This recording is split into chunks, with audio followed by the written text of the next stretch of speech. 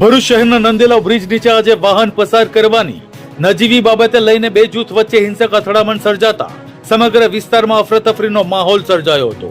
બંને પક્ષો વચ્ચે ઉગ્ર બોલાચાલી બાદ મામલો એટલો વણસ્યો કે ડાંગ સપાટા અને પથ્થરો વડે એકબીજા પર હુમલો કરવામાં આવ્યા હતા।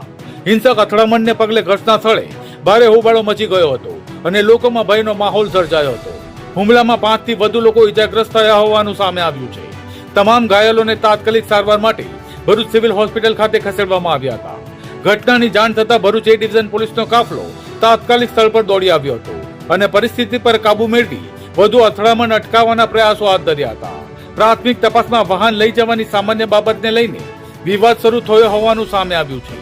જો કે હુમલાનું ચોક્કસ કારણ અને તેમાં સંડોવાયેલા લોકોની ભૂમિકા અંગે પોલીસ વધુ તપાસ કરી રહી છે। નંદેલા બ્રિજ નીચે જાહેરમાં આ હિંસક અથડામણે કાયદો અને વ્યવસ્થાની સ્થિતિ સામે પણ અનેક સવાલો ઉભા કર્યા છે।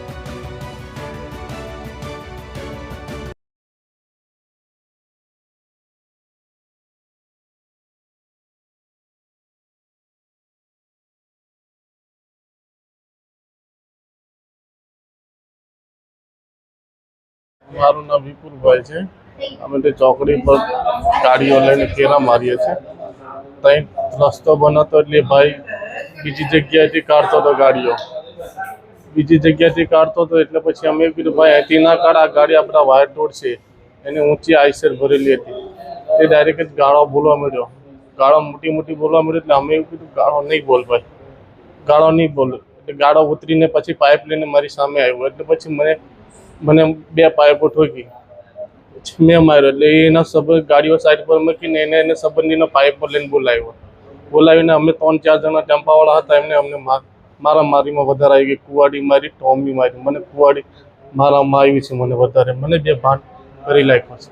ટોમી હતી, પાઇપો હતી, એંગલો હતી ને કુવાડી હતી, એ બધું લઈને 20-22 જણા ઉપર હતા માણસો અને બીજા માણસો આવ્યા હતા એટલે પછી અમને બે ભાન થઈ ગયું હતું। 3 જણાની ઈજાઓ થઈ છે। મારું નામ હાસમ રાજુદ્દીન શેખ છે।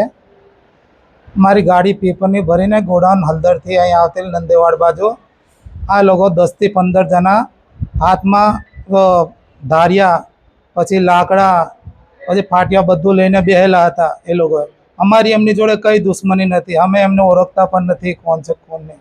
ગાડી પહેલા અંદરથી બહાર કાઢવા છોકરાને મારીને પછી હું હાથ જોડીને એમને રિક્વેસ્ટ કરતેલો કે ભાઈ તમે, હું ધંધેદાર માણસ છું, મારા જોડે કંઈ ભેજામાર ના કરો, મારી ગાડી નીકળી જવા દો। તો એ લોકો પાછા 10 થી 15 થી 20 દિન થઈને પછી સપાટાથી મારવાનું ચાલુ કરી દીધું। 4 જણને વાગ્યું છે।